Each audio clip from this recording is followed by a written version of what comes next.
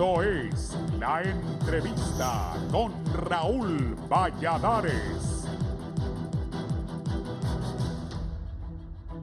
El sistema de cárceles nacionales de Honduras está conformado por un circuito de 24 prisiones que operan bajo la tutela del Instituto Nacional Penitenciario para que se cumplan las penas previstas en sentencias judiciales con el fin primordial de reinsertar socialmente al condenado. La comunidad penitenciaria cuenta con 21.004 reos, de ellos hay 11.465 procesados, entre 10.690 hombres, 775 mujeres, mientras los condenados ascienden a 9.381, divididos en 9.005 hombres y 376 mujeres. Asimismo, hay 99 extranjeros procesados, 91 hombres y 8 mujeres, y condenados 59, de los que 54 son hombres y 5 son mujeres. Las recién construidas cárceles de máxima seguridad El Pozo en Ilama, Santa Bárbara, y La Tolva en Moroselí, El Paraíso, también presentan sobrepoblación penitenciaria y un nuevo escenario para la captura de visitantes entre amistades y familiares, particularmente esposas o novias que buscan la manera de burlar la seguridad para introducir drogas o armas ocultas. Las disputas entre internos o bandas criminales suceden en los recintos por el control de los espacios, tráfico de drogas, el consumo de alcohol, tenencia de armas de todo tipo por los reclusos. Parte de los internos figuran en el día a día en dichos claustros. Según la CIDH, se debe llevar a cabo la implementación efectiva de toda política penitenciaria y de los objetivos de la privación de libertad, lo que depende de los encargados de administrar los centros penitenciarios del país. Al 3 de marzo del presente año, Honduras registra un incremento del 100% en este renglón durante la última década, según datos confirmados por el Comité Nacional de Prevención de la Tortura, CONAPREV. Conforme a datos oficiales, al 1 de marzo de este 2019, la población penitenciaria alcanzó 21.004 privados de libertad, siendo los recintos de mayor hacinamiento los de La Esperanza, Intibucá, Danlí, El Paraíso, Puerto Cortés y Trujillo, Colón. Sin embargo, las cárceles han sido escenario de hechos de entera gravedad. Un informe de la Comisión Interamericana de Derechos Humanos cita que entre 2006 y 2012 hubo 641 muertes violentas en las cárceles de Honduras. Los últimos 16 años hubo hechos sangrientos, motines, fugas, enfrentamientos, ajusticiamientos e incendios que han causado la muerte de cientos de reclusos. Las mayores tragedias se registraron en 2003, 2004 y 2012 en los presidios de El Porvenir, La Ceiba Atlántida, San Pedro Sula, Cortés y Comayagua, donde murieron un total de 538 privados de libertad en sendos incendios. El 5 de abril de 2003, un enfrentamiento entre reclusos y policías, seguido de la quema de celdas, dejó un saldo trágico de 69 privados de libertad muertos en la granja penal de El Porvenir. En mayo 17 de 2004, un incendio en el presidio de San Pedro Sula provocó la muerte de al menos 107 reclusos, hecho por el que la Corte Interamericana de los Derechos Humanos declaró al Estado de Honduras responsable directo de una serie de deficiencias estructurales en dicho centro penitenciario. La mayor tragedia sucedió el 14 de febrero de 2012, cuando un incendio en la granja penal de Comayagua dejó el saldo de 362 privados de libertad muertos y más de 30 heridos. La cara buena es la mejora de los mecanismos electrónicos de vigilancia y observación electrónica de las visitas que acuden a las cárceles de mayor seguridad, en las que se han capturado a visitantes que pretenden introducir armas o drogas a sus instalaciones.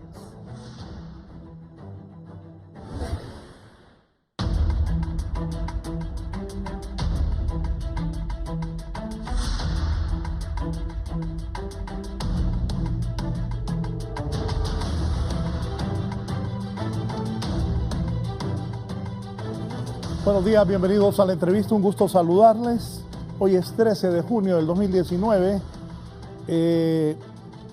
Bien, preocupados por lo que ocurrió en el centro penal. Ya ustedes vieron parte de la historia de lo que ha ocurrido en los centros penales del país.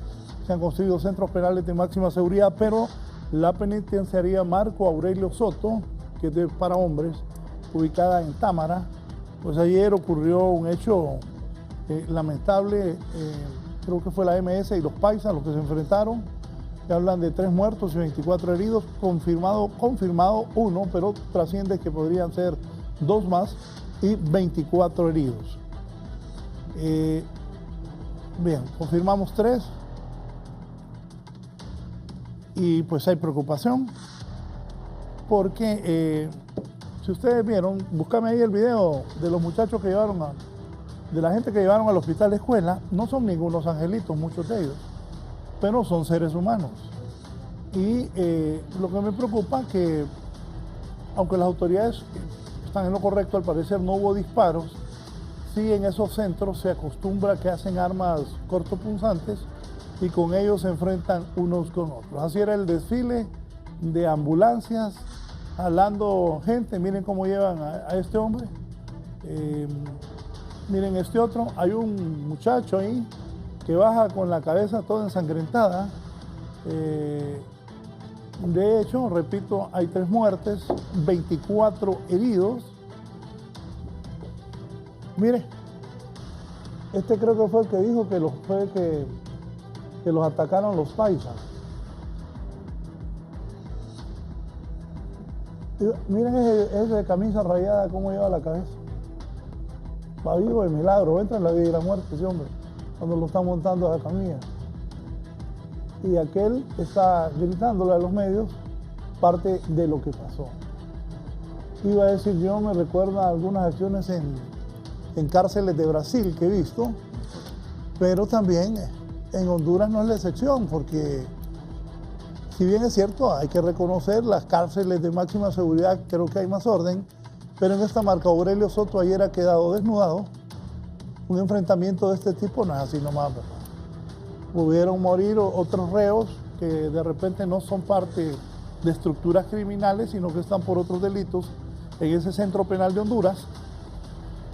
Pudieron morir ahí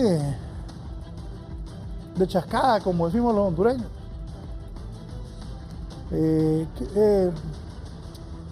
¿Qué hacer? ¿Cómo evitar esto? ¿Cómo ver la mora judicial también? Y hoy voy a abordar esto con 2 conocedores del tema. Don Hugo Maldonado, presidente del Comité para la Defensa de los Derechos Humanos en el país, está aquí conmigo. Qué mejor que él, que es defensor de los derechos humanos. El presidente del CODE. Bienvenido. Gracias, licenciado Valladares. Muy amable. Está don Carlos Padilla, abogado y criminólogo destacado del país. Carlos. Buenos días, Raúl. ¿Qué diagnóstico vamos a hacer acerca de las condiciones que encuentran las cárceles? Pero primero su comentario de lo que pasó ayer. Bueno, mire, yo creo que un saludo al pueblo hondureño en general, lamentando profundamente lo sucedido en Támara, en la penitenciaría Marco Aurelio Soto, más conocido como la cárcel de Támara. Creo que esto debe levantar las antenas al Instituto Nacional Penitenciario para que tenga y dé la seguridad respectiva en los demás centros penitenciarios del país. Y creo que una de las mayores problemáticas que hay en estos centros penitenciarios del país es precisamente la sobrepoblación carcelaria que hay. Creo que la cárcel de Marco Aurelio Soto todavía tiene un poquito más de, digamos, menos, no estoy diciendo que es insegura, sino que hay un poquito más de libertad hacia algunos privados de libertad. Uno lo percibe cuando va de visita. Yo he estado sin número de veces en la Marco Aurelio Soto, he estado en la del Pozo, no se percibe lo mismo, no digamos la Tolva o el Porvenir.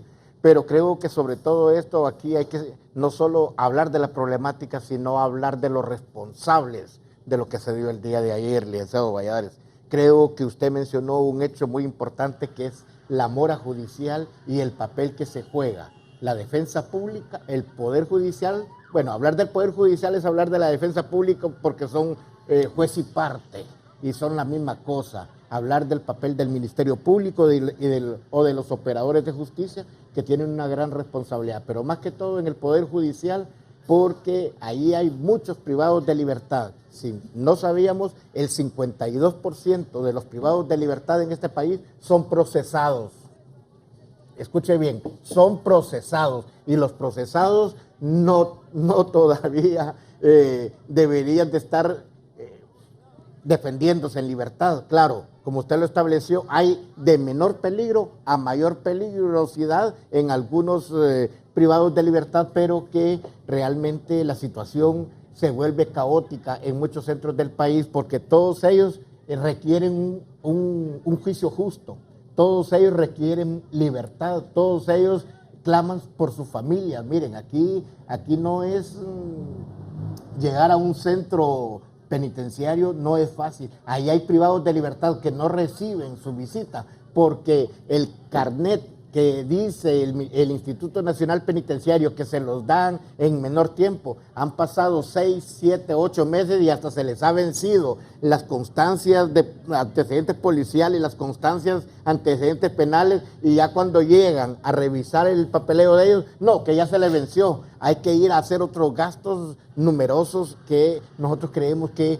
esta ley del Instituto Nacional Penitenciario hay que seguir manteniendo la seguridad en los centros penitenciarios en el país, pero creemos que no cortar ese vínculo familiar entre el privado de libertad y su familia, su esposa, sus hijos. No, usted no puede ingresar porque no está reconocido por el privado de libertad. Tenemos que analizar desde una perspectiva humana toda la situación y la problemática al interior de cada uno de los centros penitenciarios, y sobre todo creo que ahí hay un irrespeto, señor presidente de la Corte Suprema de Justicia. Es la potestad que tiene el Instituto Nacional Penitenciario de ser traslados irregulares de privados de libertad hacia otros centros penitenciarios sin que el juzgador tenga la venia, sin tener la venia del juzgador, o el juzgador sea informado para dónde va aquel privado de libertad, porque hay un juicio al que debe respetarse, pero lamentablemente aquí las cosas, no estoy diciendo que se hacen mal, sino que se hacen al revés, porque el juzgador debería de tener la información para dónde se va. Los familiares se quedan preguntando en los organismos de derechos humanos: ¿sabe usted para dónde se llevaron a mi esposo? ¿Sabe usted para dónde se llevaron a mi hijo? ¿Sabe usted para dónde se llevaron a mi papá, a mi hermano? Estas cosas en el Instituto Nacional Penitenciario tienen que cambiar. Abogado Padilla, ¿qué piensa usted? Bueno, en primer lugar, lamentar lo que ha sucedido porque no es grato para esta sociedad tan convulsa y el manejo del mapa político-social que tenemos en este momento, que se den hechos como este que vienen a alterar más la paz social y el estado de salud mental general de la población, tanto privados como no privados de libertad. Por enésima vez estamos tratando estos temas, lo que nos lleva a concluir de prima fase que lo que está ocurriendo en estos casos es mal manejo de políticas públicas en el sistema de seguridad penitenciario, falta de prevención y una cuestión muy importante que ya se ha tocado antes en estos foros, que es el tema de la clasificación penitenciaria, porque si bien lo explicó don Hugo someramente, este es un tema en el que hay que tener en cuenta muchas características de comportamiento o de grados de peligrosidad del privado de libertad para poder tomar una decisión acertada de cómo se van a clasificar estas poblaciones para evitar males mayores como este que ya pues ha cobrado la vida de 3 seres humanos, independientemente de la percepción que se pueda tener socialmente de su comportamiento, son seres humanos. Correcto. Y otros tantos más que están heridos y posiblemente en peligro de muerte de acuerdo al manejo hospitalario que se les dé. Decía yo al inicio, porque las autoridades lo manifestaban, que no hubo armas de fuego en esta reyerta, se le puede decir así. ¿Es correcto? Sí, sí. Pero sí siguen haciendo armas cortopunzantes, porque como ustedes, ponenme una toma ahí de esos que estaban bajando heridos, esa sangre no es así nomás, ¿verdad? Bueno, de hecho han muerto ya 3. Entonces, eso no se ha mejorado. Siguen haciendo armas los reos allá adentro, para matarse entre unos y otros. O sea, alguien que va por un delito que no sea la extorsión, no sea el sicariato, que no sea asesino profesional, que no sea vinculado a una estructura criminal que vende drogas y asesina personas, que vaya por otro tipo de delito que no tenga nada que ver. Un delito común, como dice el abogado. Un delito común tiene que estar ahí, pues. Y de repente se la gana y mire lo que pasa. ¿Cómo hacer para parar? Porque esto es histórico, ¿va? Esto de las armas cortopunzantes, desde que la PC estaba en el centro de Tegucigalpa, hace muchísimos años. Don Hugo. Como el centro penal de San Pedro Sula, que era un mini mercado. No, hombre, y tenía aquellas UCI ametralladoras y todo. Centro urbano, aparte. Ahí era un mini mercado, un mini mall. Sí. A tal grado que se le encuentran. Bueno, antes. A un grupo 3.5 millones de pesos. Sí, antes eran como parte de la decoración de Tegucigalpa y San Pedro Sula, que los centros penales estaban en el centro. Sí. Pues uno estaba aquí en La Hoya y el otro en San Pedro. También ya al final casi en el mero centro de San Pedro. Es correcto. Y todavía hay poblaciones en el interior donde los centros penales están en medio del casco urbano de la ciudad. Para el caso, si no me equivoco, creo que el de Intibucá está en medio del centro, cerca del mercado. Y hay otros tantos así. El de Ceiba todavía está cerca de la zona viva al final, ¿verdad? Entonces... El de Tela está... digamos, en el camino que conduce a Ceiba. Es correcto. Bueno, de Progreso. No vamos a desconocer que se han hecho esfuerzos. Sí, claro. El problema es que de repente se han hecho mal encaminados y no bien estructurados. Cuentan historias que hay unos todavía que los reos están jugando potra. Entonces la pelota se sale del muro, entonces la mandan a traer. Uno se salta uno y va a traer la pelota y se regresa. Bueno, ¿qué hacer para evitar que hagan esas armas y todo eso? Mire, es bien difícil. Otra cosa, los directores nunca aparecen. Es bien difícil. Sí, bueno, por ejemplo, aparece el abogado Magnil, que es el subdirector es el único que da la cara. Pero también los directores... La directora del Instituto Penitenciario, por ejemplo, nunca le hemos visto que venga buscarme una declaración de ella ayer, que la dio ayer en San Pedro Sula, pero para mí el director debería dar hoy una conferencia de prensa y explicar qué es lo que pasó. Y del centro penal directamente, claro, también. Estoy hablando del centro penal y que lo acompañe el abogado Magnil. Estos en su mayoría yo entendería que por políticas que se han adoptado desde hace unos cuantos años atrás han estado exclusivamente en manos de gente del ejército, ¿no? Son los directores de centros penales. Aún todavía siempre son militares activos, entonces, no sé, o sea... El asunto con los centros penales, Raúl, don Hugo y público que nos escucha, es que aquí es muy importante conocer bien del tema del aspecto de comportamiento del ser humano para poder establecer lo que les hablaba al principio, el asunto de la segregación adecuada y de la clasificación penitenciaria que nosotros no la tenemos. Porque, ¿cuál ha sido el error inveterado de las cárceles en Honduras? Desde el tiempo que venimos conociendo de estructuras criminales como la MS, como la 18, y las de nuevo surgimiento, los Chirizos, el Combo que no se deja, y otras que van surgiendo por ahí en el camino con nombres muy creativos a veces, ¿verdad? Es que, ¿cómo lo clasifica acá usted al reo? Cuando entra, la pregunta de rigor es, ¿y vos de qué clica sos? ¿O de qué placa sos? Esa es la pregunta. Entonces, de acuerdo a la mara o al grupo criminal al que pertenezca, esa es la clasificación que se le aplica.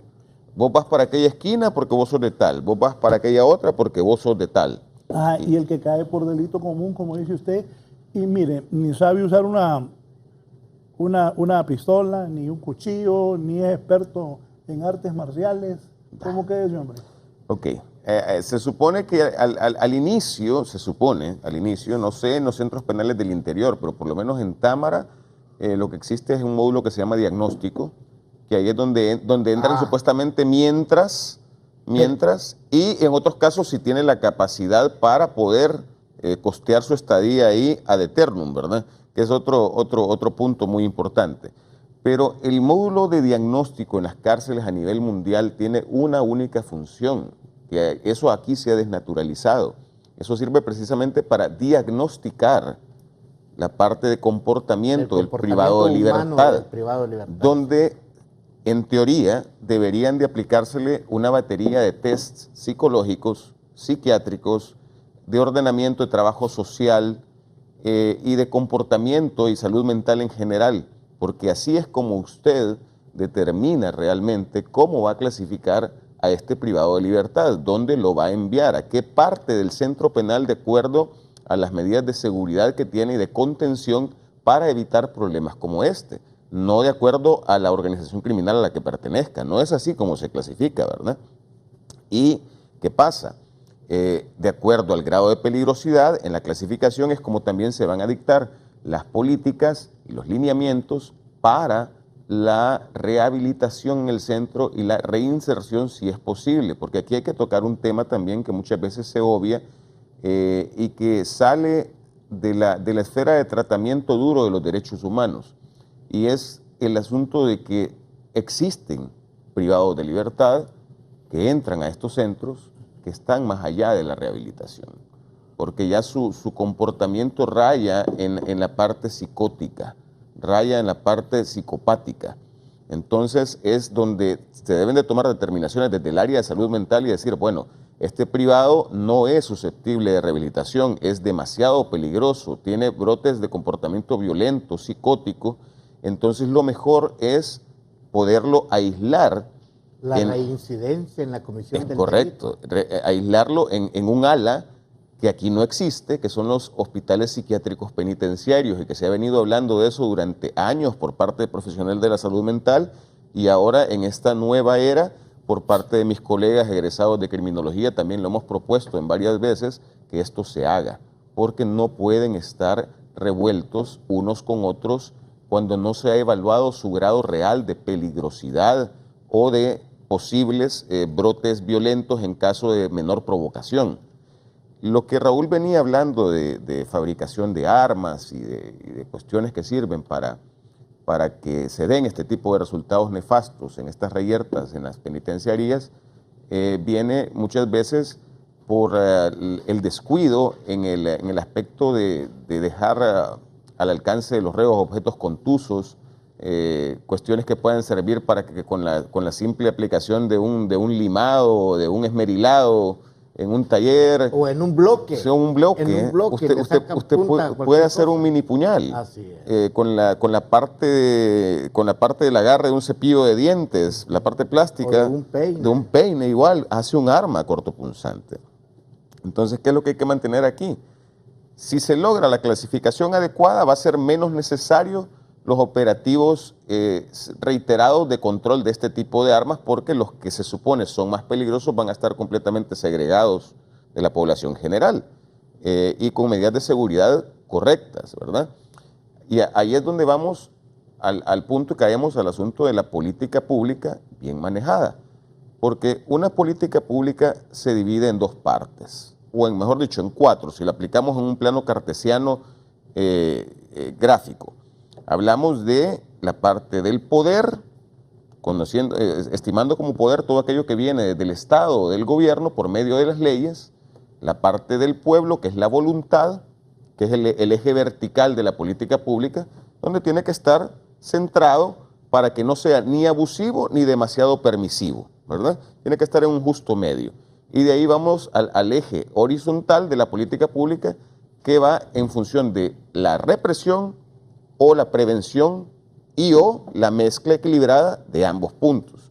Porque en un problema tan convulso como este, y mejor dicho, ampliándolo aún más en un mapa sociopolítico como el de Honduras, se necesita una política pública equilibrada en todos los sentidos entre la prevención siempre y la represión. Pero hemos podido ver que en Honduras erróneamente se ha aplicado políticas públicas en todos los sentidos orientadas a la represión. Cuando dice una parte que dijo ahí, entonces, ¿cuál es el rol del Comité?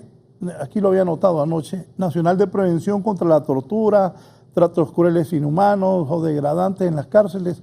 Se me vino Orly Solís a la cabeza también. Mire, yo tengo mucho respeto por la gente del CONAPREV. Me parece que hacen una labor muy loable, pero ahí es donde existen conflictos de intereses muchas veces entre lo que se hace y lo que se pretende hacer y el resultado.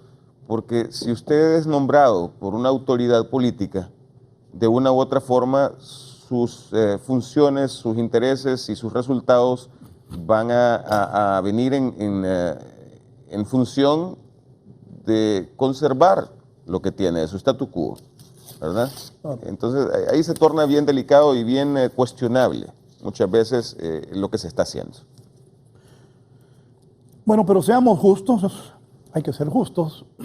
¿En qué aspecto ha mejorado el sistema penitenciario del país?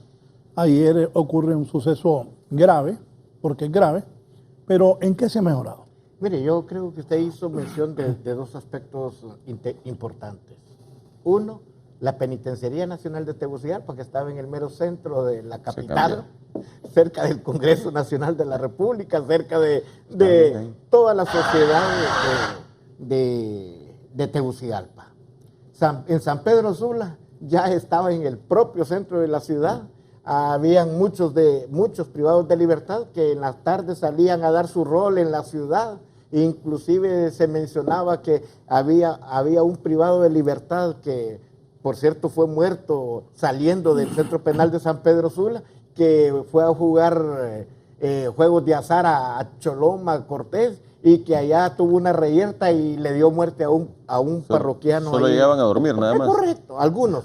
Otros que tenían el privilegio que sus esposas o que se fueran a quedar con ellos en la noche ahí. Y lo que usted mencionaba, doctor, yo creo que la situación en los centros penales, el diagnóstico, por ejemplo, el diagnóstico es para determinados, hoy en día, sí, para determinados privados de libertad, sí, ¿verdad? Que debería de ser aquel privado de libertad que llega por los días de inquirir, debería estar en diagnóstico para hacerle toda esa evaluación. Pero mire, yo he preguntado por los médicos en los centros penitenciarios, he preguntado por las enfermeras, he preguntado dónde están los psicólogos, dónde están. Entonces, en muchos de ellos no existe, pero creo que ha mejorado no estoy diciendo que no se ha mejorado, se construyen nuevos centros penitenciarios, pero que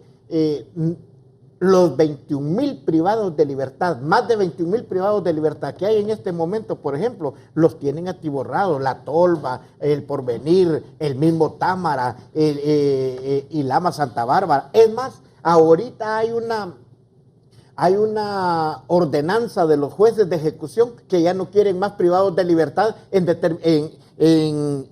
determinados centros penales como de Tela, Progreso, porque ya está sobrepoblado de la capacidad que tienen los centros penitenciarios en el país. Yo siempre, una de las veces que estuve con usted, compañero amigo Raúl, es que aquella medida que el presidente de la República nos había dado, que se iba a utilizar un grillete o un brazalete electrónico para que el privado de libertad pudiera defenderse en libertad, que no iba a ser aplicable. Es correcta la medida, pero solo se nos tiró ahí al albor de sociedad. Y la otra situación es que aquí tenemos una mente inquisidora en que todo mundo queremos verlo tras las rejas. Te voy a fundir en la cárcel, ahí te vas a morir. Te vas a podrir ahí. Te vas a podrir ahí. Entonces, mire, toda esta situación nos ha llevado porque vivimos en una sociedad altamente violenta, ¿verdad? Queremos hacer justicia muchas veces por nuestras propias manos, y la otra situación es que queremos ver a todo mundo privado de libertad. Esa mente inquisidora. Creemos que de los 52% que no son sentenciados en el país, una buena parte de ellos debería de estar siendo escuchados en libertad. Pero ¿cuál es el papel de los operadores de justicia en el país?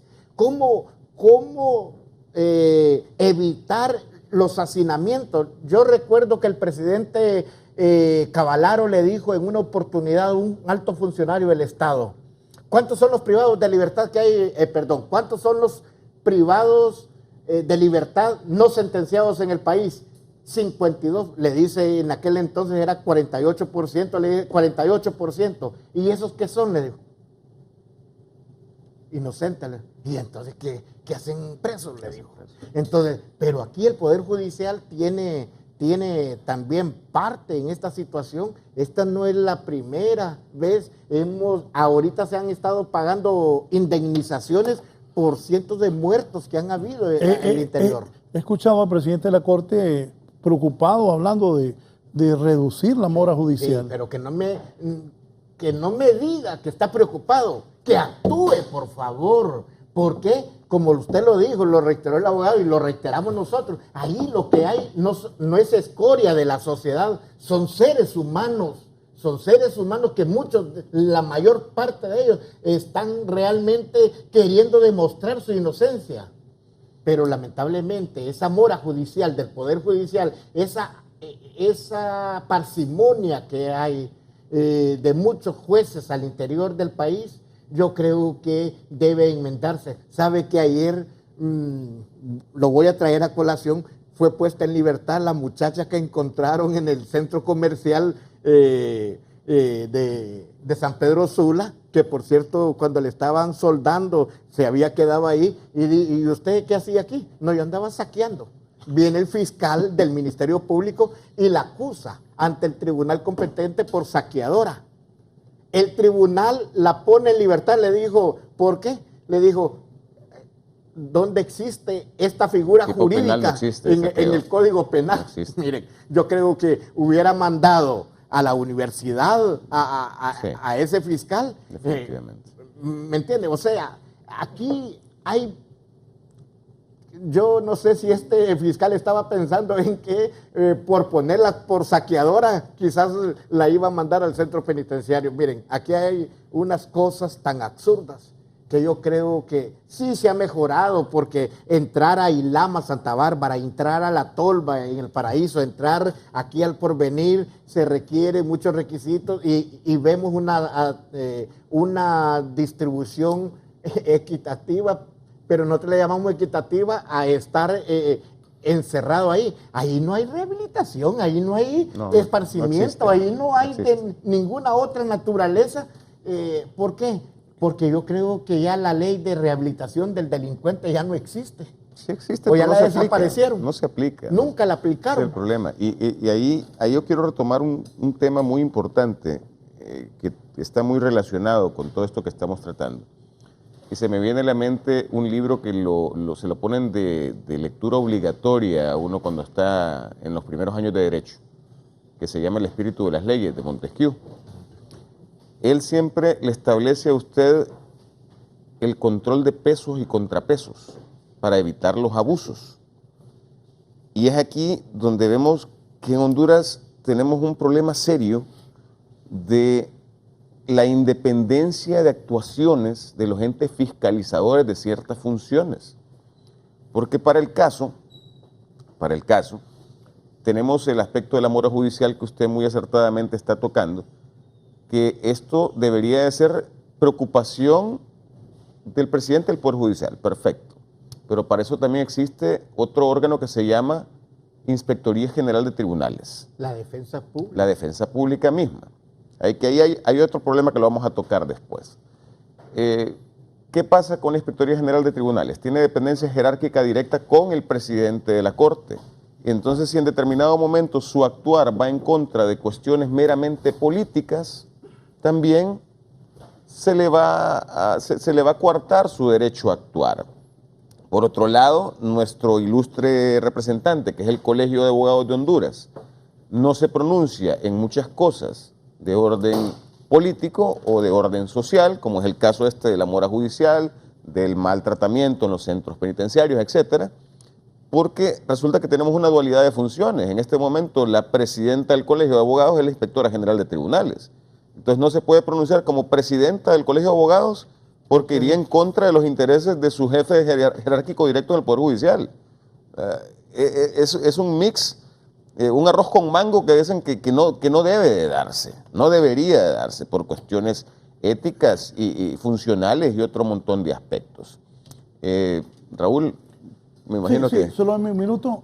Ya está con nosotros también el criminólogo don Neri Ordóñez. Bienvenido, don Neri.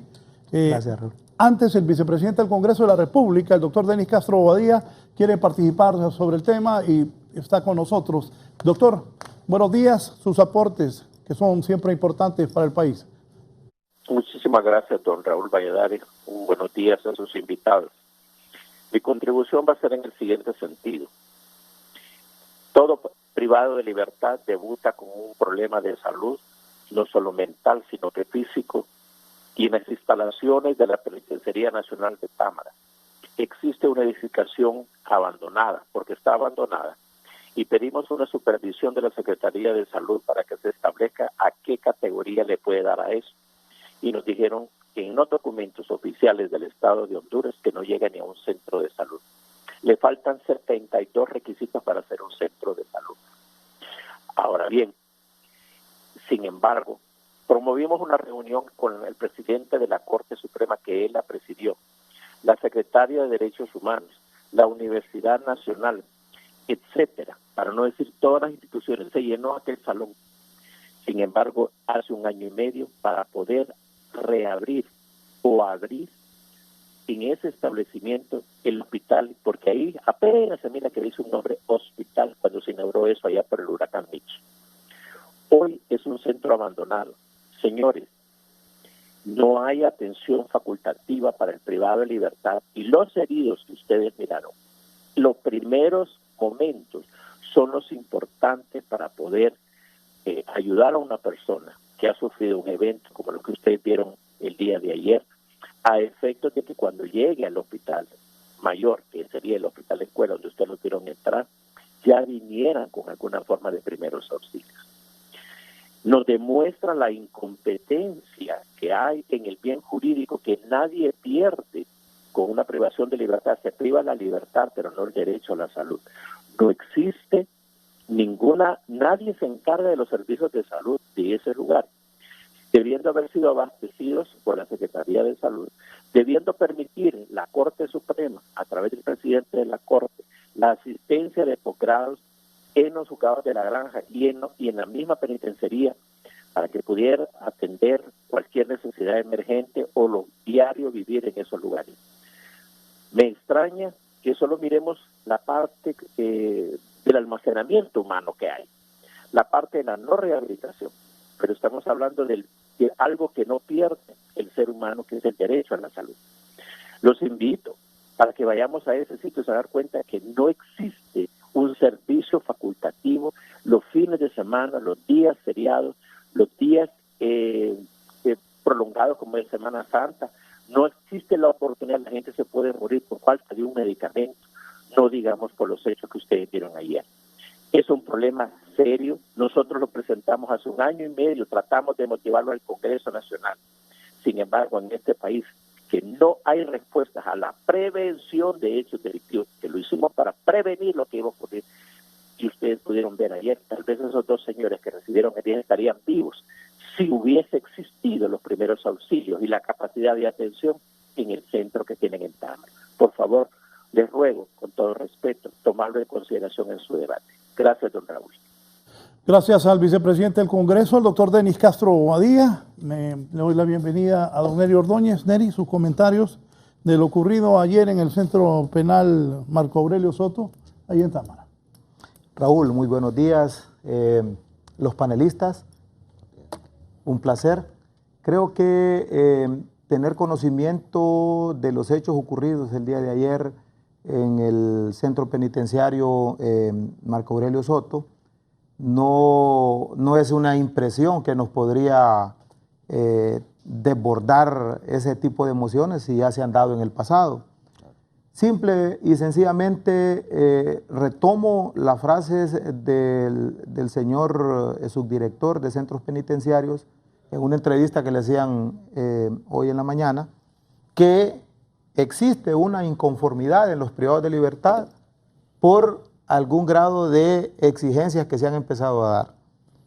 Ahondado en esto, el problema que ocurrió ayer, donde esa riña que se dio y que se originó, solamente tiene un factor: no habían armas de fuego. Eso significa que ellos han tenido el control, pero no han tenido el control sobre la emoción que imparte cada uno de los privados de libertad cuando se les niega cualquiera de sus usos, llámese visita conyugal, visita familiar, etc. Es ahí que es la génesis principal, según mi análisis, y estar observando algunos diálogos que han tenido los referentes del Instituto Nacional Penitenciario, donde la cantidad de personas heridas y las personas que han fallecido, pues no han sido igual que en años anteriores, pero sí han tenido un impacto psicológico dentro de la población penitenciaria. Cabe mencionar también, Raúl, que la incompetencia en el área de salud que habla el doctor Denis Castro es tangible. La última vez que estuvimos aquí, Carlos, ¿te recuerdas? Hablamos sobre que existiese un hospital, un centro penitenciario como hospital psiquiátrico, porque no podemos seguir cargando a un hospital del Estado como una cárcel. Prácticamente lo que se tiene ahí es una cárcel de las personas que están privadas de libertad y que también los que no están privados. ¿Por qué? Porque tienen temor de que se salgan. ¿Cuántos de ellos no han fallecido, que se han salido de la calle y llegan a la CA5 y rastras prácticamente los dejan esparcidos dentro de ese perímetro?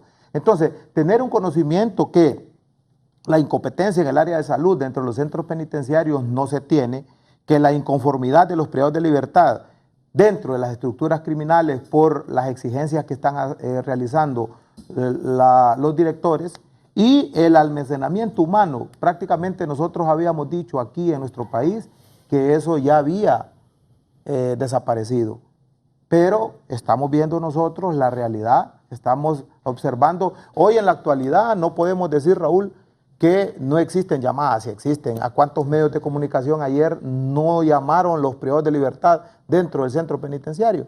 Y eso nos da otra alerta. Continúan siempre saliendo llamadas para cometer fechorías, no solamente para alertar a la ciudadanía, manden ambulancias, manden personas para que nos ayuden, sino que también habría que ver ese tipo de almacenamiento humano que está ahí. Como recomendación, desde el punto de vista criminológico, deberíamos de tener ya la segregación de esos privados de libertad que son miembros de estructuras criminales aparte.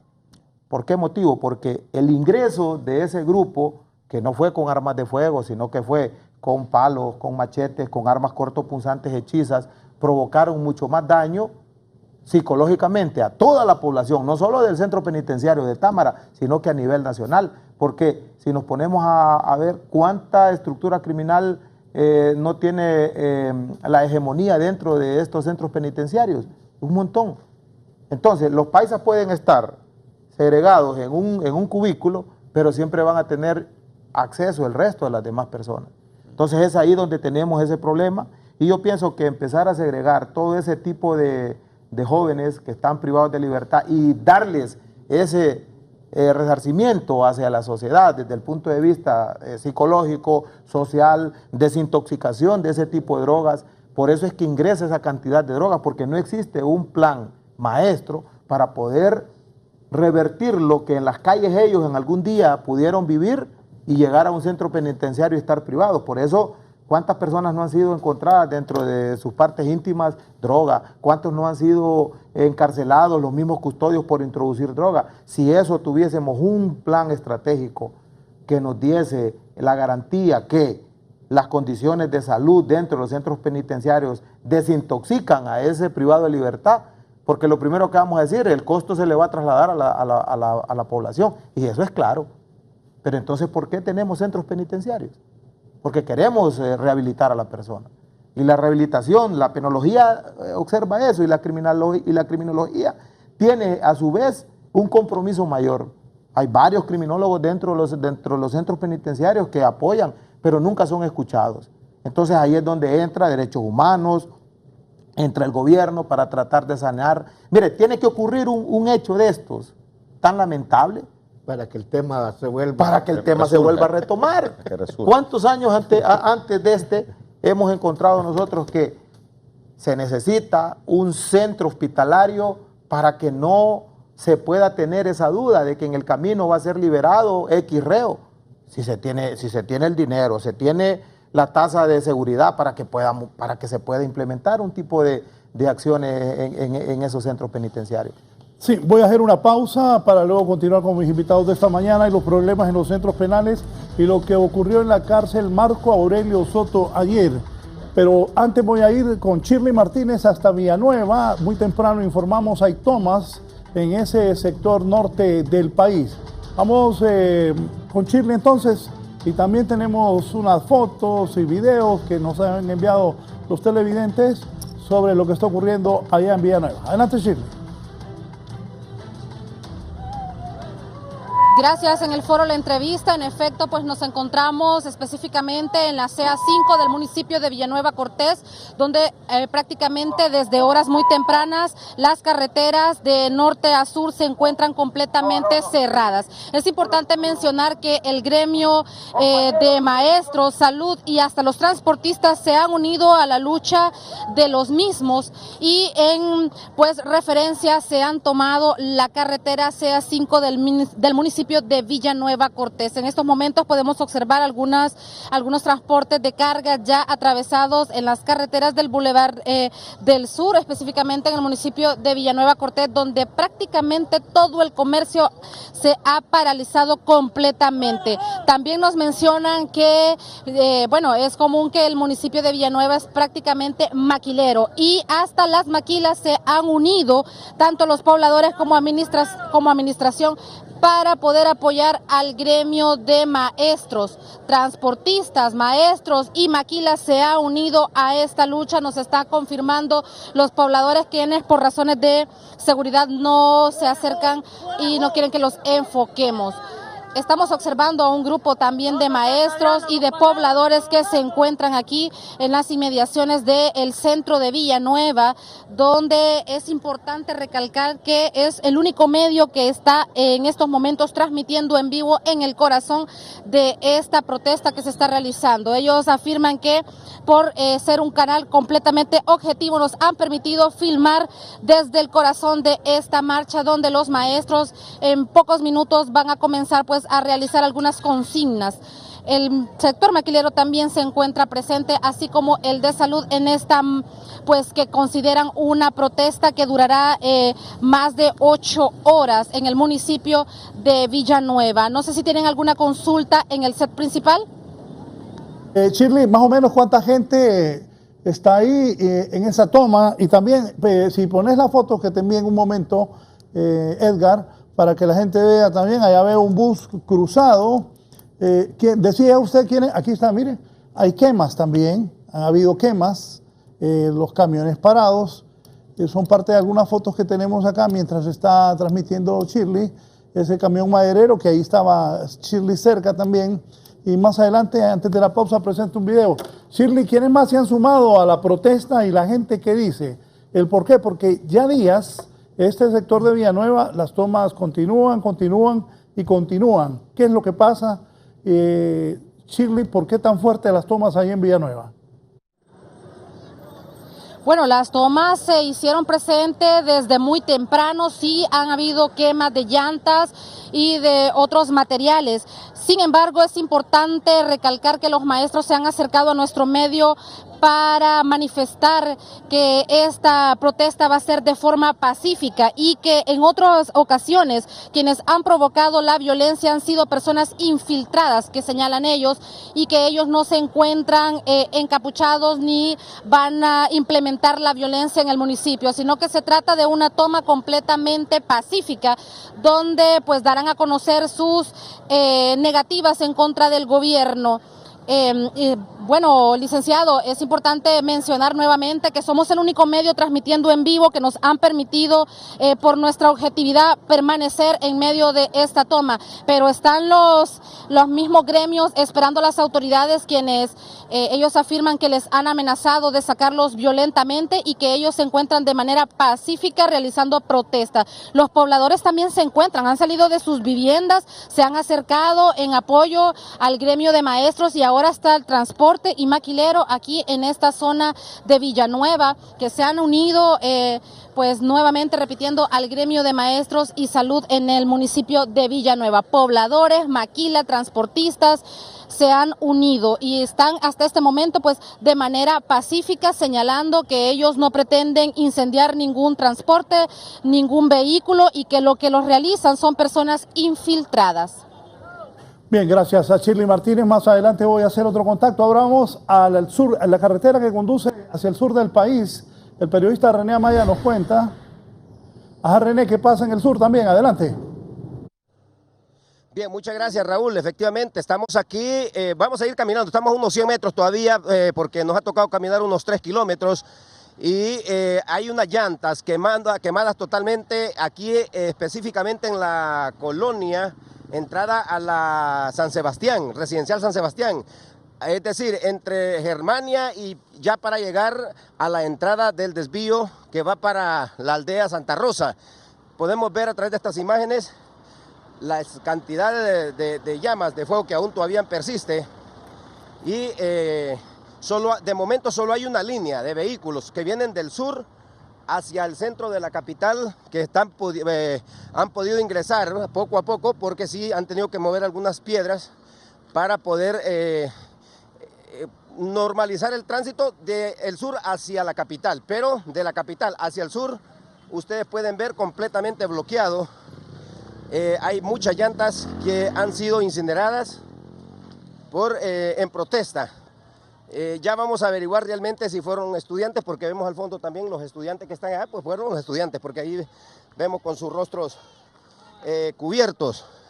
Y además esto está causando un fuerte congestionamiento. La gente que viene de Tegucigalpa hacia el sur, pues con mucha precaución, hay un fuerte congestionamiento, unos 3-4 kilómetros de vehículos para poder llegar aquí a la zona donde nosotros nos encontramos y también del sur hacia el centro de la ciudad. Sí podemos ver que ha comenzado a descongestionarse un poco por lo que ha ocurrido aquí en este sector en la cercanía de la capital de la República, específicamente a la salida de la zona sur. Amigo, ¿qué fue lo que pasó ahí? Vamos a ver si nos da ahí. ¿Qué fue lo que pasó? No, nosotros no sabemos bien. Ya. ¿Y nada? No, solo sabemos que hay congestionamiento y... ¿Y las llantitas que están ahí? Sí, solo eso nada más. Solo eso. Los estudiantes, en protesta los estudiantes, ¿verdad? Sí, protesta y qué. Vemos algunos estudiantes que están ahí con sus rostritos pues tapados con algunos paños, con camisetas y que están en ese instante, bueno, ellos se supone que fueron los responsables de haber incinerado y que está en este instante pues no permiten la salida de los vehículos hacia el sur y también hacia a la salida hacia el sur y muy poco hacia la capital porque ustedes pueden ver la cantidad de piedras que hay ahí, tuvieron que moverle algunas personas para poder salir de esta gran cantidad de vehículos que estaban en este instante acá que no permitían el paso. Mi amigo, ¿cómo mira esto? No, hermano, aquí no se puede trabajar, hermano. Hay que hacerle un llamado al presidente de la República, hombre, que dialogue con la gente, porque mire, nosotros nos está atrasando, imagínate. Pérdida para nosotros. ¿Para dónde iba usted? Nosotros vamos ahorita para Cerro Dule. Para Cerro Dule. Y es pérdida para nosotros, para todos, aquí todos perdemos, el pobre. Ya. Sí, les hemos llamado al presidente ahí que nos ayude en eso, hombre. ¿Poner orden? Dialogar con la gente, hermanazo. Es lo más importante. Mire, esto no se puede matar entre nosotros mismos pueblos, imagínate. Matando entre nosotros mismos, mire. Muchas gracias, mi amigo. Mire la preocupación, Raúl, que priva acá por las personas que transitan. Ahora vamos a conversar con los jovencitos también que están acá. Venga, por acá, mi papá. Vamos a ver si conversamos también con los jovencitos, porque lo que nosotros tenemos entendido es que estos jóvenes también están en solidaridad con la plataforma. Así es, ¿por qué? Vamos a ver. A escondida, por favor. A escondida, sí. No, póngame la cámara para allá. Sí.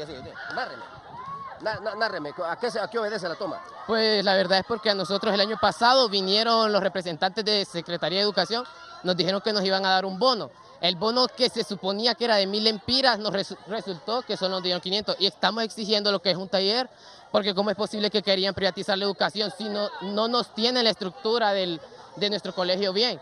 Sí. Imagínense, los de hotelería y turismo tenemos que hacer los talleres de hacer una cama encima de mesas, encima de los escenarios, que antes teníamos un escenario que era hecho de mesas, entonces utilizábamos las mesas para hacer la cama. Ahora resulta que nos quieren privatizar y puede ir a ver los baños cómo están, no tenemos agua potable, ¿cómo es posible? Es un colegio público, el gobierno debería ser responsable de eso. Necesitamos también lo que es un puente acá, aunque ellos dicen que no lo pueden hacer, pero han habido muchos accidentes. Sí, un puente peatonal porque para poder cruzar de un lado a otro. Hay muchos compañeros de nosotros que han sufrido accidentes cruzando esta calle porque, como usted sabe, acá no hay ni semáforos y las señales no las respetan. Bien, muchas gracias. Bueno, estos jovencitos, esta es la explicación que dan.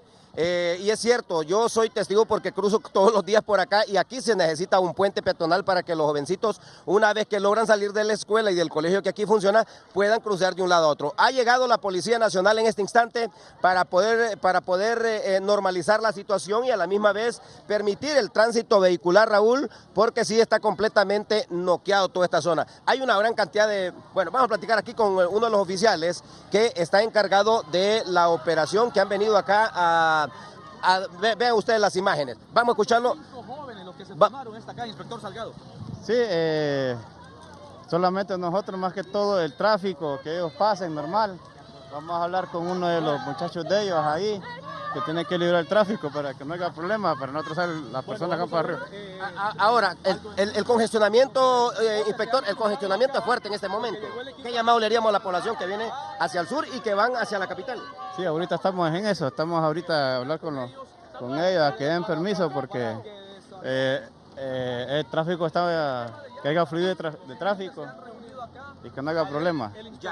Bueno, muchas gracias. Bueno, en este momento el inspector va a hablar con los jovencitos porque ellos también tienen alguna petición que hacer a las propias autoridades de educación, a las autoridades gubernamentales, porque dicen ellos que necesitan hacer algunos laboratorios y no tienen las condiciones adecuadas para poderlo hacer. Al igual, ellos han dicho y han denunciado, pues hemos sido el primer medio de estar en esta zona, también han denunciado la situación precaria que se vive con los sanitarios, con la parte de infraestructura de la institución donde ellos aquí estudian y que necesitan de que las autoridades gubernamentales pues los escuchen. Vamos a ver si me dan un buen retorno, compañero. Bueno, esto es lo que se priva entonces, o lo que priva Raúl, aquí en la salida al sur de Tegucigalpa, con la presencia ya de la policía para poder despejar y poder normalizar la circulación de vehículos. Usted puede ver al fondo la cantidad de vehículos que hay, aproximadamente unos 2-3 kilómetros de vehículos hacia esta zona de aquí, del sur de nuestro país. Con estas imágenes, Raúl, vamos a retornar con usted a los estudios centrales. Adelante. Gracias a René Amaya, directamente desde la salida del sur. Eso es lo que está ocurriendo. Ya estuvimos en Villanueva y anoche hubo un enfrentamiento. Hay un video que ha trascendido que el propio presidente del CODE ha tenido a bien pues colaborarnos. Don Hugo, ¿qué ha pasado? Primero, colócame el video ahí, por favor, para que la gente vea. ¿Poner el sonido? Ay, Dios mío. Ay, Dios mío. Ay, Dios mío. Ay, Dios mío. No. Ay, Dios mío. Ay, Dios mío. No. Ay, Dios mío. Ay, Dios mío. No. Bueno, don Hugo. Esto nos lo envió un activista del CODE en El Paraíso. Y ¿saben qué?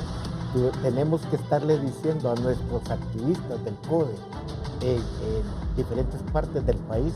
Por ejemplo, en Choluteca hay una confrontación muy fuerte.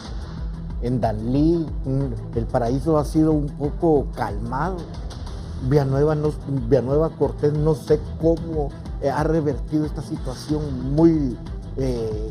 en el sector de Villanueva han habido como 6-7 muertos, por ejemplo, entre Villanueva y Dos Caminos. Creemos nosotros que hemos manifestado a nuestros activistas que eviten estar en una confrontación de esta naturaleza porque, miren, este es como decimos nosotros, hay una confrontación inclusive entre los mismos pobladores. Ayer en este mismo corredor de Danlí vi como un muchacho que iba en una moto sacó su arma contra los manifestantes porque quería pasar y no lo dejaban pasar y disparó. Y después cuando se le terminó el cartucho, como decimos, recargó. No recargó, sino que lo que hizo fue dejar su motocicleta que llevaba ahí y salir a la carrera para salvar su vida. ¿Y sabe qué hicieron? Agarraron la motocicleta y la tiraron donde estaban los neumáticos ardiendo en fuego. ¿Saben qué es lo que pasa, compañeros? Para medio retomar el tema de lo que estamos tratando principalmente, que fue el suceso de ayer de los centros penales, o el Centro Penal de Támara. es que hay un asunto que no podemos dejar de lado.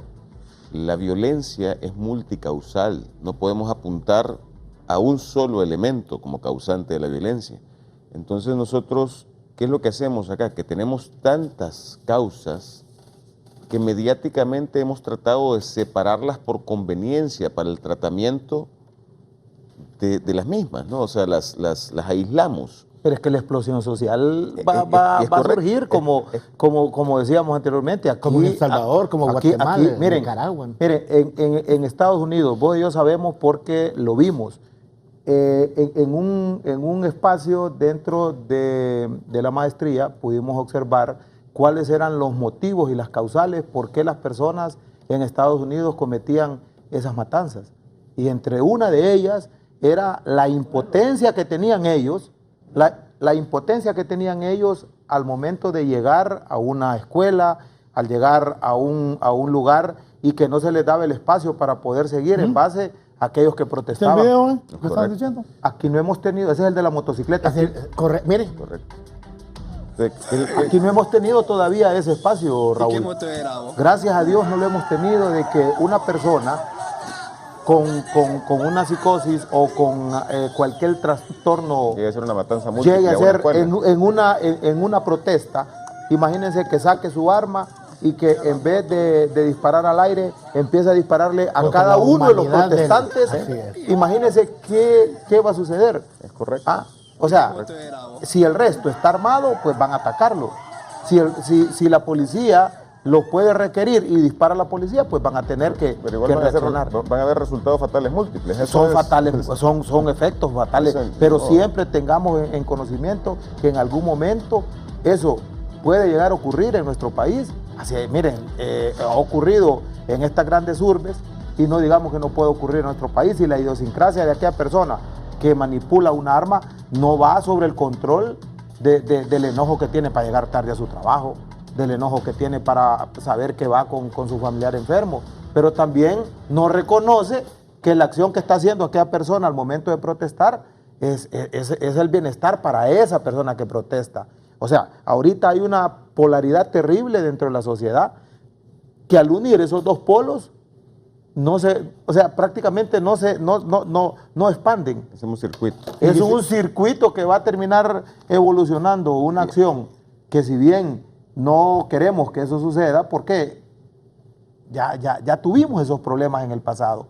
¿Qué consecuencia nos va a traer esto? Nos va a traer más luto, dolor, más escasez, nos va a costar volver a salir del barco, que si ya estaba hundido. Más pobreza. Más pobreza. Si aquel día que estuvimos menos aquí, inversión. La inversión que venga a nuestro país se va a ir. Es un ciclo. Causa-efecto, al final. Es un ciclo que se cierra, se abre, se cierra, se abre, se cierra, se abre, y al final los que están padeciendo de esto es la gente pobre, los niños, las personas enfermas en los hospitales.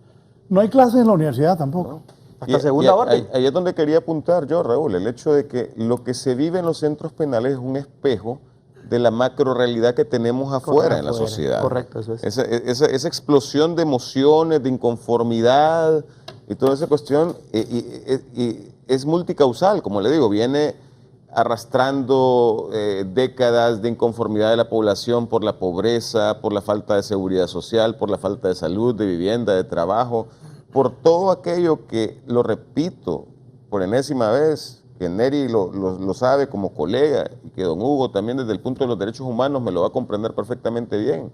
Todas aquellas cuestiones inherentes a la dignidad de ser humano que en Honduras no se respetan. Entonces, mientras eso no existe, aquí no podemos hablar de prevención, porque esa es la verdadera prevención, darle al ser humano todas las garantías necesarias para tener una vida digna. Cuando tenemos eso conjunto, por lo menos en su mínima expresión, vamos a rebajar los índices de violencia verdaderamente. Y ahí quiero yo retomar en lo que me pueda servir para el análisis que estoy haciendo, la intervención del doctor Castro. Está bien la prevención en salud, en los centros penales, es necesaria. Y en lo personal le puedo decir que comparto ese asunto, porque a mí me tocó ser director de centro penal, en este caso de menores, allá por el 2015. Y me tocó en varias oportunidades la experiencia de menores que se me reportaban enfermos de una cuestión que podía ser tratada en un centro de primario de detención, una intervención en crisis, digámoslo, por un médico. Pero ¿qué ahí pasaba? mismo, en el mismo centro. ¿Qué pasaba? De traerlo No había ni siquiera vendas, no había una pastilla para bajarle una fiebre, para tratarle un dolor, y con presupuestos multimillonarios mensuales para el tratamiento de estos centros. Y sin embargo no había ni siquiera la medicina más básica. Entonces, ¿qué tenía que hacer? Traerlos desde Támara de emergencia al hospital materno-infantil a que los atendieran, con las consecuencias que eso traía. Porque después era que fulanito de tal es de tal mara, entonces afuera se dice que andan unos de la otra mara porque lo quieren matar, y toda la crisis que eso generaba, ¿no? Entonces, doctor Castro, yo creo que lo más oportuno que usted, del puesto en el que está en este momento, puede hacer desde el Congreso Nacional es hacer iniciativas que sean escuchadas por el resto de sus compañeros de hemiciclo, para que se haga una investigación real del presupuesto para el manejo de estos centros penitenciarios, qué se está haciendo, qué políticas realmente se están aplicando, no solamente para la intervención en crisis en salud física, sino también en salud mental de los privados de libertad. ¿Qué se está haciendo con la clasificación penitenciaria? Y si resulta que descubrimos que hay también corrupción en el manejo de los fondos de estos centros, como lo hay en tantas otras dependencias del Estado, por favor, ya tratemos la corrupción como lo que debe ser tratada, como un delito. Bien, voy a ir a una pausa. Me escriben de Choluteca. También yo, cuando platicaban tanto Neri como Carlos y don Hugo, pensaba en esos. Ayer averigüé, dicen que hay mucho narcomenudeo en Choluteca y que los que se fueron a meter a las escuelas a sacar a los profesores y maestros que no dieran clases era parte de esos que dedican al narcomenudeo en Choluteca. Ojalá sean capturados, porque me está escribiendo don Merlin Andrade de Choluteca. Buen día, Raúl, escribe Merlin Andrade, diputado suplente de Choluteca. Ayer se cometieron actos vandálicos y bochornosos, pero ¿sabe de parte de quién? De la policía, quienes quebraron 3 motocicletas totalmente destruidas que estaban estacionadas a la orilla de la carretera. ¿Dónde está lo de servir y proteger o lo preventivo? ¿O es que cambiaron la frase por reprimir y joder? Dice el diputado Merlin Andrade de Choluteca. Pero también, diputado, hay que ver qué hacen. Y ustedes, que son padres de la patria, hablar con las autoridades de la policía, porque también eso de que entran encapuchados, armados con palos, con pistolas, cuchillos, a sacar a los maestros y a los estudiantes de las escuelas allá en Choluteca es muy preocupante. Dios primero, las autoridades y las autoridades de gobierno, los diputados también, logren mejorar esta situación. Nunca antes había ocurrido en Choluteca estas cosas. Era una de las zonas del país más pacíficas, sí. Pero ahora está pasando.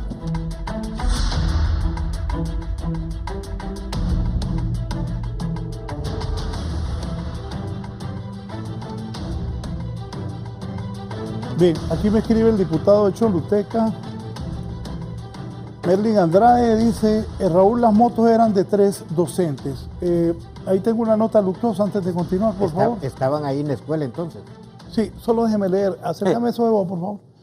Unámonos en oración por el descanso eterno de Manuel Joaquín Rodríguez Montiel, misa exequial, sábado 15 de junio a las 10 de la mañana. Posteriormente se depositarán sus cenizas en la Basílica de Suyapa, en Tegucigalpa. Vestimenta, usar camiseta, un nuevo día, ofrenda víveres, alimentos no perecederos. Enjugará Dios toda lágrima de los ojos de ellos.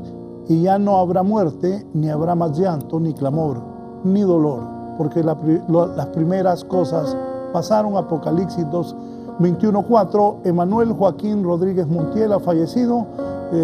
Misa exequial el sábado 15 de junio a las 10 a.m. Posteriormente se van a depositar sus cenizas en la Basílica de Suyapa. Con permiso de la familia Dolientes, continuamos. ¿Me decían lo de Choluteca? No, lo de Choluteca ha sido una zona preocupante. Nosotros hemos estado en Choluteca, pero hay una inadversión, la misma polarización que hay a nivel de el país. Choluteca se siente muy fuerte. Ahí, si usted no es del grupo, también su vida corre peligro.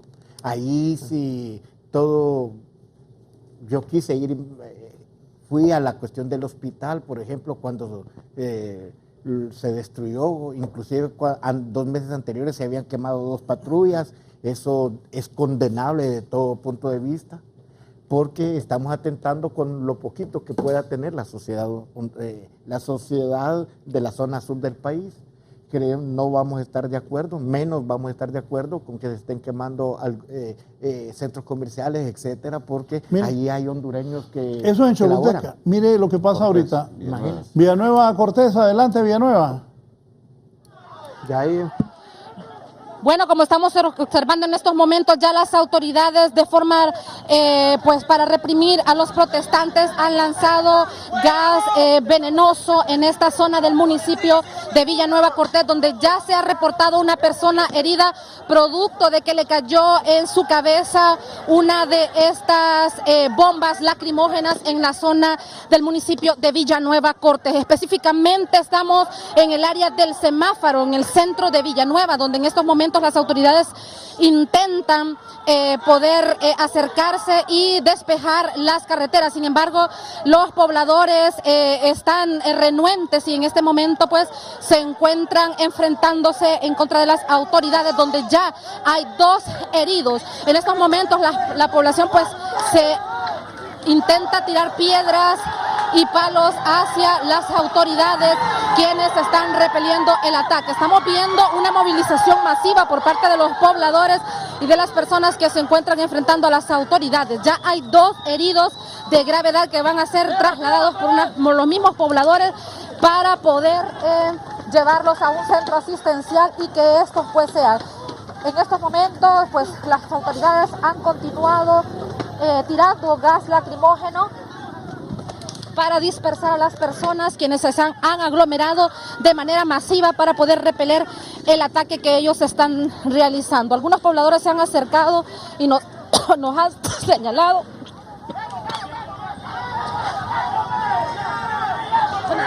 Nos señalan que las autoridades intentan dispararles con arma de fuego para poder atacarlos de manera contundente. Sin embargo, los pobladores no se detienen y continúan atacando a las autoridades, quienes continúan aventando pues lo que son gas lacrimógeno. Mantener las imágenes porque ya siento que a Chile le está afectando y con toda razón. Aquí tengo a 2 criminólogos y al presidente del CODE, Nelly Ordóñez y Carlos Padilla, Hugo Maldonado. Miren la gente, ya en Honduras se acostumbraron que los policías tiran las bombas lacrimógenas y la gente las agarra y se las devuelve. Pero me están explicando ellos, que saben de eso, que eso calienta. Cuéntenme. Bueno, es que hay una reacción química desde el momento que el gas comienza a liberarse por los componentes y las reacciones químicas de este tipo generan calor. Y la parte exterior de las bombas lacrimógenas es metal. Entonces, si usted lo agarra, eso viene siendo el equivalente como que agarra el escape de una moto en funcionamiento. O sea, le puede causar quemaduras serias en la mano, si usted agarra eso de esa manera directamente. Pero lo más preocupante, creo yo, Raúl, aparte de las consecuencias que le puede causar a quien opte por hacer una acción de estas, de agarrar una bomba lacrimógena en vivo, en reacción, es el hecho de comenzar a ver cómo este desbordamiento de emociones y la convulsión social está llevando a que cada día más la población protestante se enfrente directamente y confronte la autoridad. Entonces, yo no quisiera ver... Perder el temor ante la autoridad. Yo no quisiera ver que se desborde por completo y se causen fatalidades de ambos lados. Claro, porque es lo que digo yo, estamos enfrentados hondureños contra hondureños. Yo vi una suipota delgadita que yo también pensaba que se iba a ir a un lado. Una Aurelia Maquila. No. Detrás de la bomba lacrimógena. Sí. Yo creo que también ahí, Raúl, es muy importante ver que con el respeto que se merecen todos los ciudadanos que dentro de ese sector geográfico se ubican, en el caso de Villanueva, ha sido bien conflictivo porque ha existido mucha estructura criminal ahí en el lugar. Eso no significa que el resto de la población también lo es, pero al momento de tener esa hegemonía que hasta en una canción aprovechan para la aprovechan la coyuntura para poder hacer ese tipo de vandalismo. Y esto es lo que hace ver mal a las marchas pacíficas. Es correcto, ahí quiero llegar, Hugo. Entonces, ¿qué significa? Significa que al final, el simple hecho de decir pertenezco a una mara o pertenezco a una pandilla, eso inmediatamente le da el temor tanto al manifestante como al que repele la acción, porque el que repele la acción se está dando cuenta que sus amigos, sus compañeros han muerto en una acción bélica producida por una estructura criminal de esa índole, y al final ven a esos manifestantes como que si fueran miembros de una estructura, sin serlo. En el caso de Villanueva ocurre eso. Al final se ha manejado dentro de las acciones policiales repeler la acción de los manifestantes y después retirarse. Lo mismo sucedió en el aeropuerto. Pero si usted puede ir observando poco a poco, todas aquellas personas que estaban encapuchadas en algún momento han dejado ya de usar ese tipo ya no se ocultan. De cobertura, ya no se ocultan. ¿Por qué? Porque las mismas exigencias de los manifestantes ¿qué van a hacer con eso? Están pidiendo. Van a tratar de hacer una barricada, van a tratar de quemar. Mire, y ahí es el mero centro de Villanueva, porque es donde no está el semáforo. Y hay bastante gente. Ojo, compañero. Y ahí está la maquila, ahí está. Veamos, enfrente están las maquilas. Veamos esto desde un espectro amplio. Este es un círculo después que trae causa y efecto interminable. Es correcto. Porque esta protesta viene a generar clima de desaliento a la inversión. Ese desaliento a la inversión trae desempleo, el desempleo trae pobreza, la pobreza trae violencia. Y volvemos a lo mismo, y nos encerramos en el mismo círculo, ¿verdad? Entonces tenemos que atacar las raíces de los problemas, y ya apuntamos uno entre tantos, que es bastante grande, que es la parte de garantizar la dignidad del ser humano. Y lo repito, como ya lo he dicho muchas veces, en muchos foros, el mayor causante o la mayor causante de violencia social viene generada desde el mismo Estado, que es la corrupción pública. Todo lo que se roba la esperanza de la población para poder progresar, para poder tener estabilidad, genera violencia. Y a lo mejor no tenía nada que ver en el problema. Me dice el abogado Urtecho Yamborde, buenos días, se nos ha dicho que son 5.000 policías. Ahora son 26.000, pero esas barreras policiales no se ve reflejado ese incremento de las policías.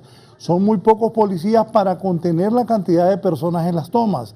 Además, supuestamente son 6 batallones de policía militar y del orden público, y no los miro cooperando en estas operaciones de control del orden público. Se acostumbró a las Fuerzas Armadas de no participar en estas acciones para no dañar su imagen.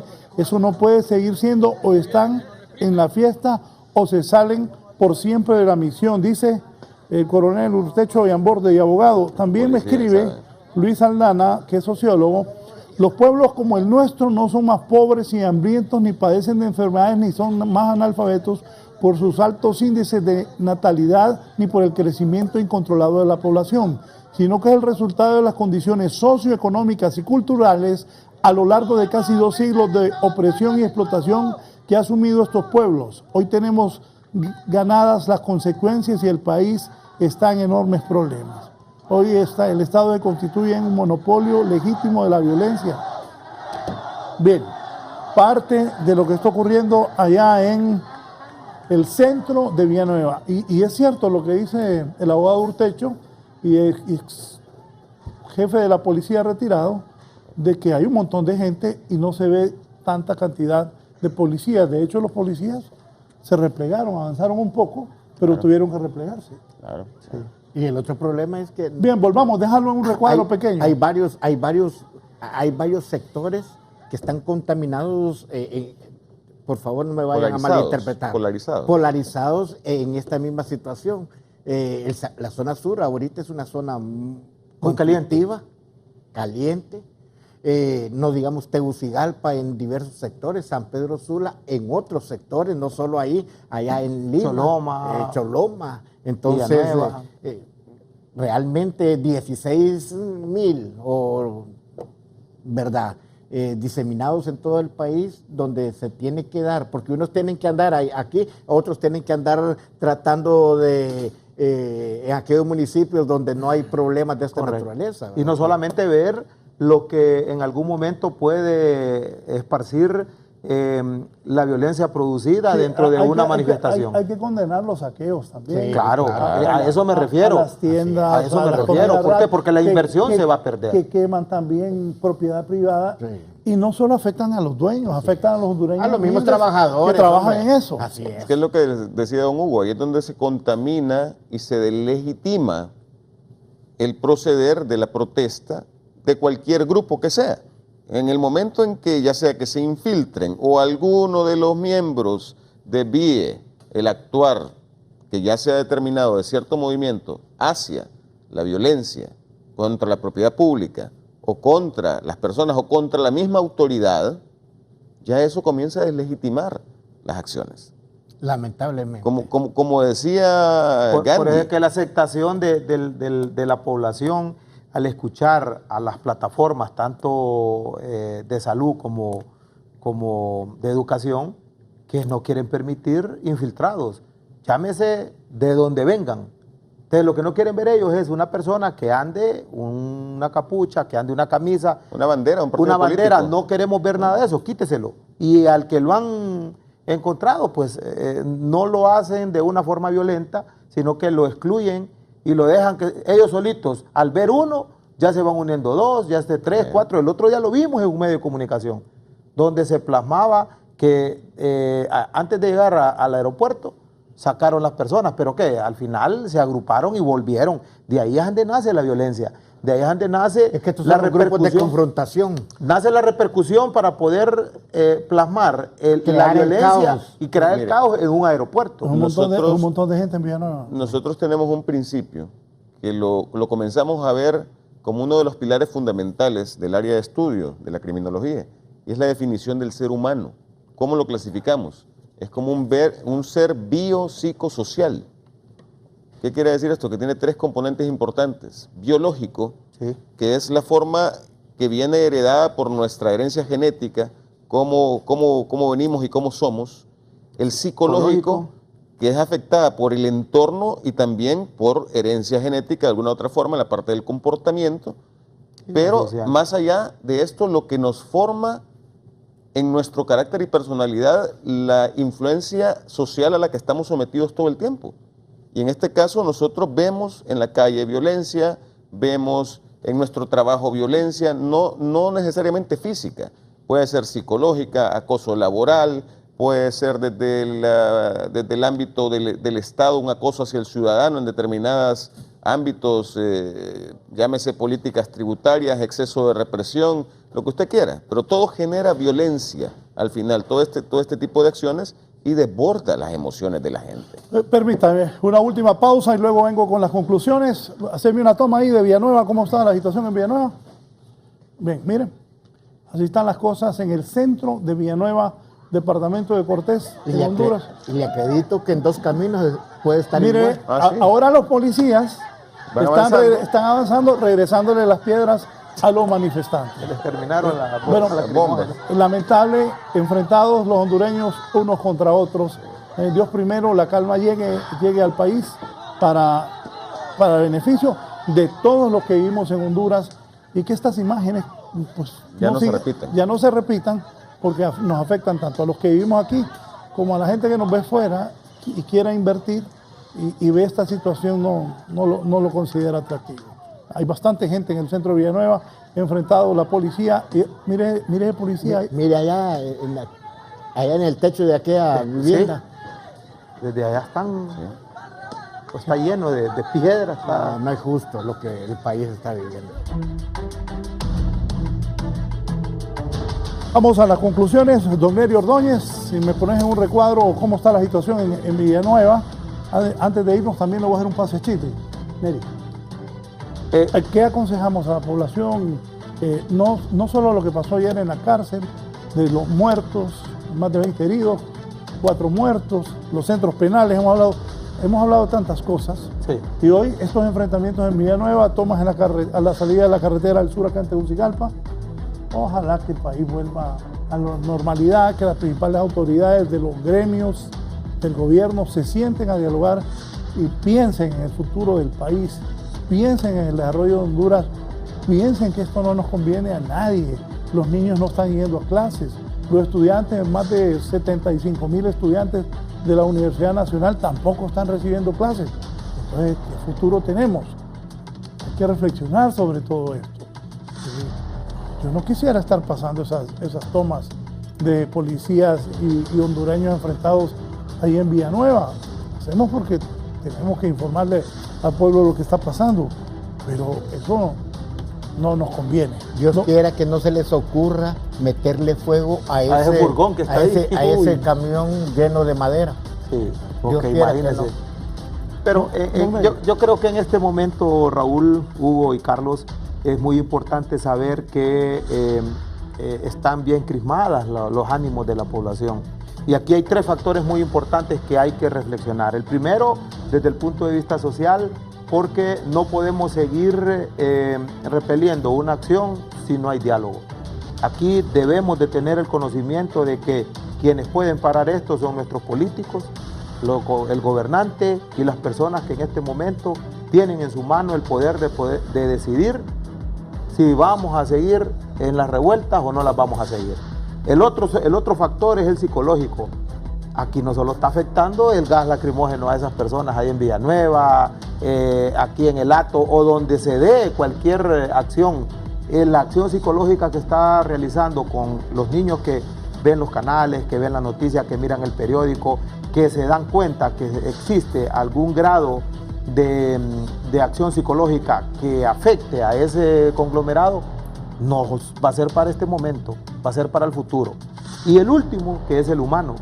Y aquí podemos ir ya encomendándonos porque he observado que muchos de los casos, las personas que protegen los derechos de esos ciudadanos cuando entran de una forma bien, pero muy airada, de una forma muy violenta, como haciendo ver que en algún momento no puede existir alguna represión en contra de ellos.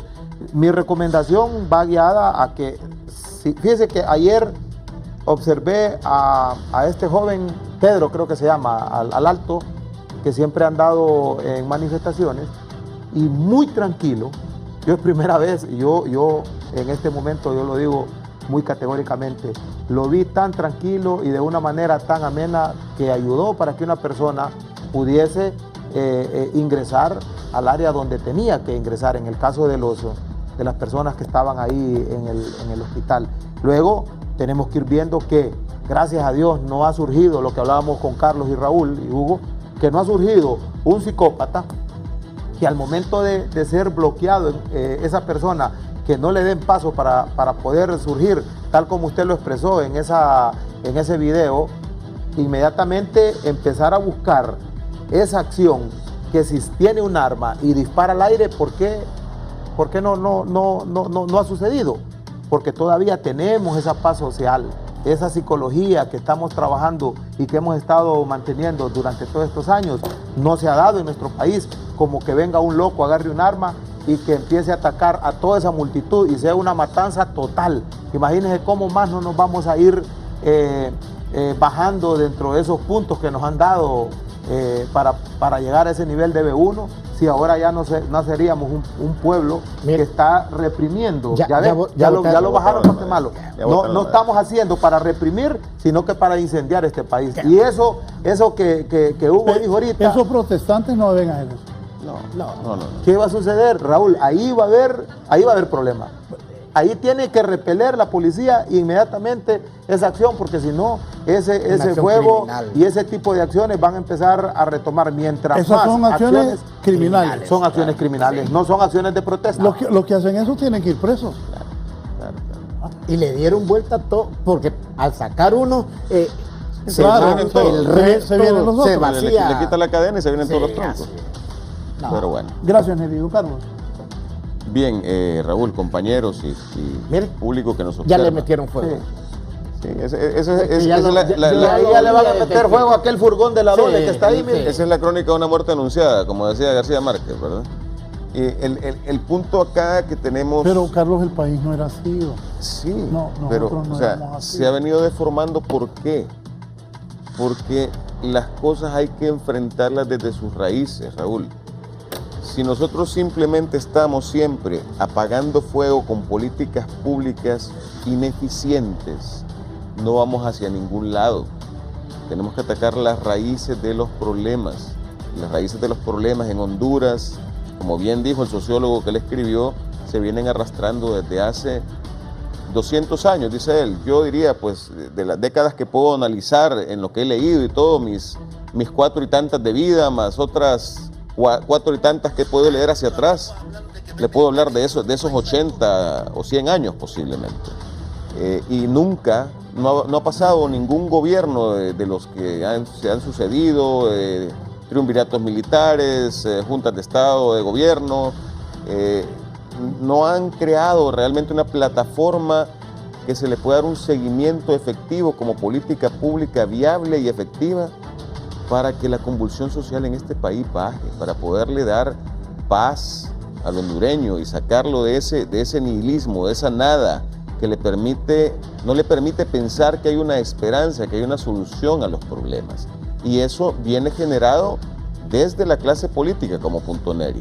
Es responsabilidad de los que tenemos electos en puestos de mando popular, en puestos de mando que el pueblo elige cada 4 años, puestos de elección. Tomar este toro por los cuernos y hacer una concertación política, social y dejar los intereses personales a un lado. Y decir, señores, tenemos que sentarnos para resolver responsablemente los problemas de este país. Porque si no, nos va a pasar que la gente que no vive tan cómoda como nosotros nos va a sorprender un día y nos vamos a encontrar con que los que estamos relativamente bien somos una escasa minoría en este país. Gracias, Carlos. Ahí ve a Shirley que iba corriendo, la periodista, ¿la veo? Sí, claro. Anda tras la jugada. No, pero se miraba tranquila, Raúl. No, pero es que también. Bueno, a Giovanni Villalobos el otro día le pegaron una piedra acá. Ya le dijimos a César que ocupamos unas máscaras para los camarógrafos, para protección. Y un casco también. César aquí Neri está diciendo que un casco también.